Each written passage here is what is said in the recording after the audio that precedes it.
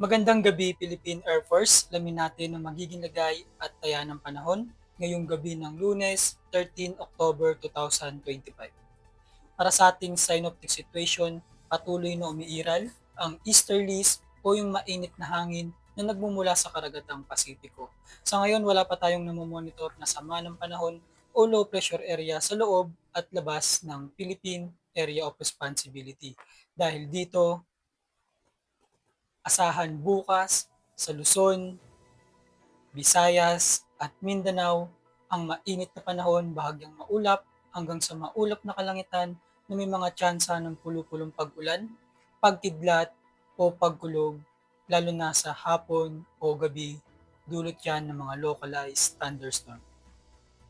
Para sa magiging lagay at taya ng panahon sa loob ng 3 araw, simula Martes hanggang Biyernes sa Metro Manila, Cavite, Angeles, Lipa, Puerto Princesa, Kalayaan Island, Lapu-Lapu, Davao, at Zamboanga, asahan ng bahagyang maulap hanggang sa maulap na kalangitan na may mga pulu-pulong pag-ulan, pagkidlat o pagkulog.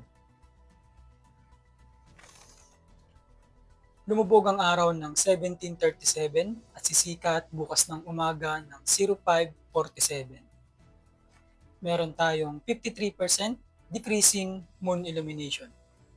Para manatiling updated sa lagay at taya ng panahon, ipollow lamang ang Air Force Weather Center sa aming mga official social media accounts. Yun lamang po ang lagay ng panahon ngayong gabi sa ngalan ng aming commanding officer na si Colonel Alvin John Cugador, PAP GSC.